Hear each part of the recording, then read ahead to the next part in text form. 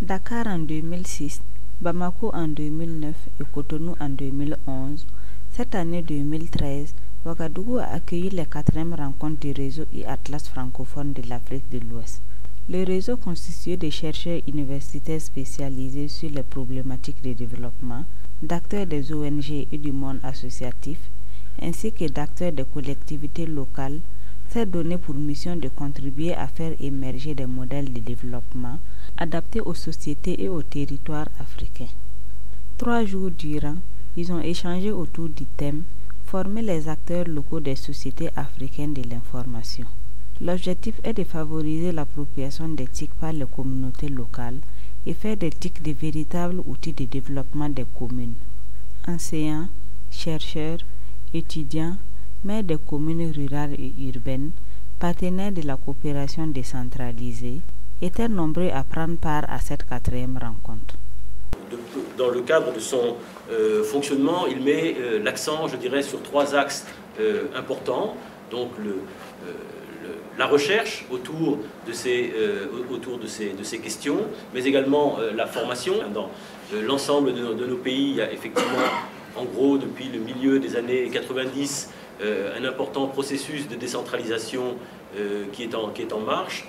Dans pratiquement tous nos pays d'Afrique de l'Ouest, nous sommes confrontés aux mêmes difficultés, à savoir la question du renforcement de capacités des élus locaux qui se sont vus régulièrement transférer toute une série de pouvoirs par l'État central, et les gens n'ont pas toujours les moyens d'exercer ces compétences du fait d'un manque de capacité. Et un des axes de ce réseau, c'est de voir effectivement comment les technologies de l'information et de la communication peuvent aider l'ensemble des acteurs du développement local à accomplir toute une série de tâches, qu'il s'agisse de la gestion, je dirais, des collectivités locales, mais également des relations avec les citoyens, de voir comment les technologies de l'information et de la communication peuvent apporter leur pierre, et bien entendu, cela implique la formation des différents acteurs. Donc à côté de la recherche, formation des acteurs, mais également échange d'expériences. Cette rencontre s'est organisée autour d'une série de panels thématiques et ateliers parallèles animés par un ou plusieurs membres du réseau e-Atlas. Par exemple, dans la communication sur le thème « L'état des lieux sur la diffusion des usages des TIC en contexte africain », il ressort que les communes burkinabées sont très peu présentes sur Internet. Sur plus de 350 communes, moins d'une dizaine disposeraient d'un site web. Pire, à peine 3 communes assureraient la mise à jour régulière de leur site. Sur l'existence de sites web communal, on peut dire grosso modo c'est vraiment le désert. Je pense que sur l'ensemble des communes sondées, une seule dispose d'un site web et d'un site web fonctionnel. Plus ou moins fonctionnel d'ailleurs. Paradoxalement, c'est une commune rurale. Donc vous voyez un peu, dans le ratio des 55 sondés, il y a 8 qui sont des communes urbaines et aucune des communes urbaines ne dispose d'un site web, ce qui est quand même aussi révélateur un peu de la situation. Donc on a grosso modo une liste non exhaustive d'environ 9 communes sur 370, ce qui équivaut à 2% qui disposent d'un site web et un site web fonctionnel, ce qui est quand même un ratio extrêmement faible et nous interpelle aussi sur comment, en tout cas, travailler dans le sens de la facilitation de l'accès à ce type de service, à ce type d'outils pour les collectivités territoriales. Les participants ont exprimé leur satisfaction quant aux différents thèmes abordés pendant ces 72 heures de rencontre. Ce sont plutôt des impressions, j'allais dire, de satisfaction, en ce sens que, comme à l'accoutumée, les rencontres e-Atlas sont toujours des creusets de réflexion, des creusets d'analyse, d'échange sur des problématiques extrêmement fortes en lien avec le développement des technologies de l'information et de la communication, en lien avec la progression de l'appropriation de ces outils au sein des territoires africains. Et de ce point de vue, je pense également les 4e rencontres ont répondu également aux différentes attentes formulées au départ. Je pense que les 4e rencontres ont été pour nous, dans le cadre du réseau, une prise de risque. Pourquoi ? les premières rencontres étaient des rencontres qui étaient sur l'ensemble des problématiques société de l'information. Donc tout le monde pouvait s'y retrouver assez facilement et chacun d'entre nous dans le réseau, il y avait une place naturelle et légitime. Les deuxièmes rencontres qui se sont tenues à Bamako portaient sur le rôle des ONG dans la société de l'information. Là aussi, dans l'histoire du réseau, les ONG sont extrêmement présentes, donc il y avait matière à la fois à s'appuyer sur un réseau d'acteurs très constitué, mais aussi à mettre en perspective des expériences qui étaient déjà relativement anciennes. Les troisièmes rencontres, qui se sont tenues à Cotonou en 2011, portaient sur le rôle des collectivités locales. Donc là, c'est un peu notre cœur de métier. Voilà. On est beaucoup dans ce réseau à travailler sur le rôle des collectivités locales, les TIC, etc. Et quand on a fait ce tour complet, on s'est demandé ce qui pouvait être le thème des quatrièmes rencontres. On s'est dit que l'enjeu important, c'était former les acteurs. Le problème, c'est que nous ne sommes pas, nous, dans le réseau, des formateurs d'acteurs. Donc nous étions conscients qu'il y avait un enjeu important, c'était former les acteurs, mais ce n'était pas notre compétence métier. Et c'est en cela que c'est une petite prise de risque, dans le sens où le danger, ça pourrait être d'en rester à des préconisations un peu théoriques, un peu abstraites, que nous ne serions pas en mesure, nous, de reprendre à notre compte et d'opérationnaliser, parce que précisément, ça déplace notre logique d'acteur, en quelque sorte. Je pense que ce danger, il est déjà effacé. Je pense qu'on trouvera des solutions parce qu'il y a des choses très très précises qui ont été évoquées, notamment dans les synthèses. Donc ça nous ramène tout de même sur des choses que nous savons faire et qui pourront être mises en œuvre. Et en même temps, là où le défi est important, et je pense que là, du coup, c'est important de savoir si dans les jours qui viennent, ce défi pourrait être rempli, la question renvoie tout de même à la question de la formation des acteurs, donc du coup de la nécessaire ouverture de notre réseau à ce qu'on appelle les associations fêtières des collectivités locales. Si les associations fêtières des collectivités locales nous rejoignent dans les réseaux et sont partie prenante effectivement des acteurs du réseau, à ce moment-là effectivement le pari sera gagné.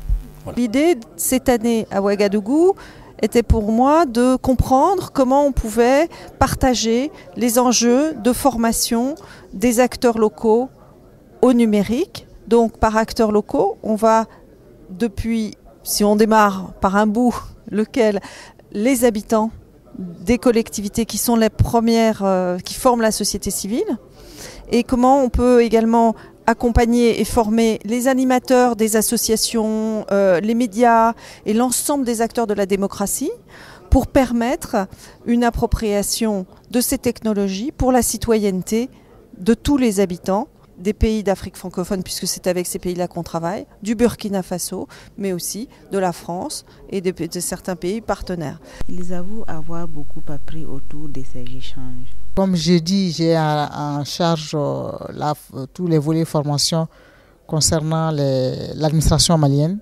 Et nous avions aussi en charge un projet de connexion des communes où nous devons former aussi les élus locaux. Tous ceux qui sont au niveau local. Donc, au sortir de cette formation, je partirai avec une expérience très pragmatique que je pourrais mettre en œuvre chez moi. Alors, ce que j'ai retenu, c'est d'abord ce qui se passait au Burkina Faso, qui m'a intéressé beaucoup. Je pense qu'au travers d'associations comme Yampoukri, au travers de la maison de la coopération décentralisée, au travers de l'action ministérielle vers les collectivités locales, eh bien, on voit que la question du numérique est un vrai sujet. Je retiendrai aussi que je pense que les acteurs au Burkina Faso ont compris que ce n'était pas la question de l'outil numérique uniquement, même si son appropriation est importante, mais bien des usages qu'on en fait. Les participants ont émis quelques suggestions pour les prochaines rencontres de e-Atlas francophone Afrique de l'Ouest. On voit bien dans la coopération dans les collectivités locales que ce qui marche bien, ce qui est pérenne, c'est quand les collectivités africaines investissent elles-mêmes, participent à la recherche d'investissement pour que, au-delà de l'opération de coopération qui amène un petit peu d'argent, pas beaucoup d'ailleurs, qui amène un petit peu d'argent, eh bien l'opération puisse survivre. Et le réseau, je pense, c'est un petit peu ça, c'est-à-dire qu'il faut qu'on trouve des façons de travailler avec les universitaires africains, les ONG, etc., sur une base qui soit finalement de plus en plus autonome et de plus en plus africaine, ce qui veut dire qu'il y ait une prise en charge de plus en plus affirmée du réseau, un pilotage. Alors le pilotage, c'est quand même tout de même Olivier Sagna qui est effectivement sénégalais, donc bon, ça ne fait pas souci, mais au-delà de ça, je pense qu'il y aurait encore intérêt à ce que dans la programmation, dans le comité de pilotage, etc., il y ait là aussi une prise en charge encore plus ferme encore plus forte de la part africaine. C'est-à-dire on a parlé beaucoup des expériences.